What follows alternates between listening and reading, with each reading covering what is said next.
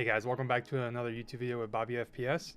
As you can tell in the title, we're going to be talking about Call of Duty 2022. And I do apologize that it took me a little longer than other creators to get this video out. I wanted to just play an ample amount of time before I voice my opinion on the game, weapons, attachments, etc. So I'm going to start off with saying I don't hate the game or dislike it. But I feel like it's all the concerns that I kind of like voiced in 2019 with Call of Duty. There's a lot of problems in this one, and it's frustrating that Activision doesn't want to like listen or improve on the problems we had in 2019. I guess starting with like optimization, how the game flows. I mean, I have a 3080 and I play on 1440, so I was getting around 120 to 144 frames, so the game runs decent for me. I was around 100 frames when I was playing Evasion, the 20v20 with AI included. So I was getting around 100-ish frames on that game mode, but Domination TDM on the smaller maps, I was getting 144 or whatever.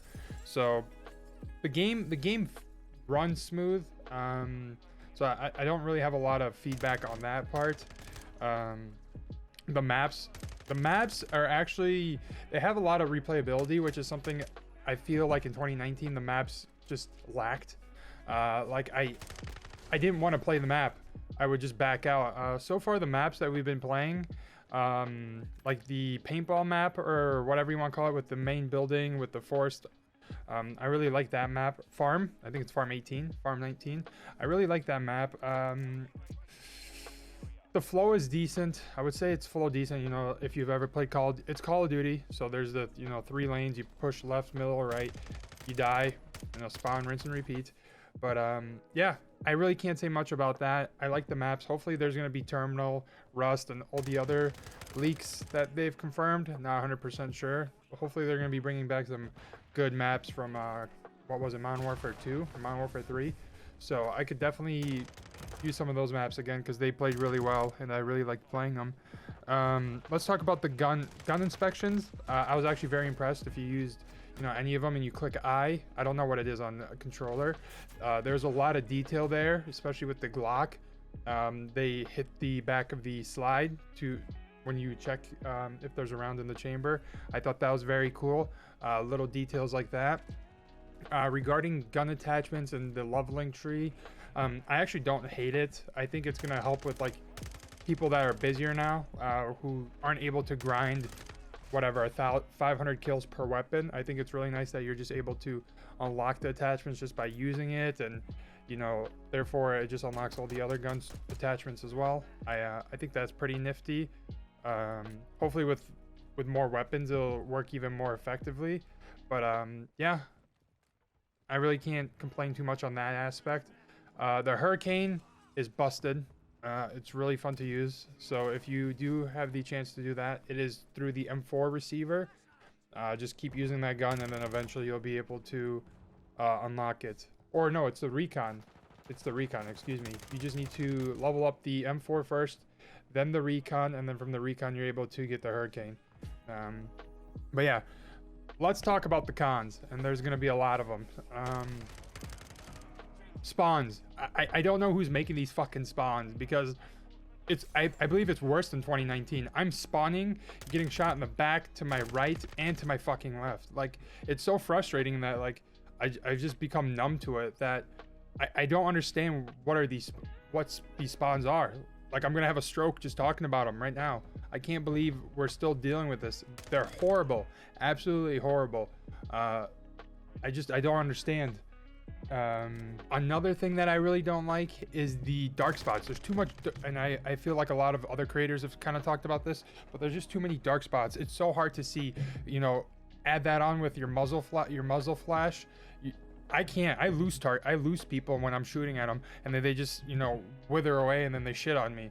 Like, as you guys can see in the gameplay, I'm a decent player at best, but I'm just getting outgunned every time, and it's a little frustrating. So I'm hoping they lift up the brightness and the saturation, or whatever you want to call it, on the maps.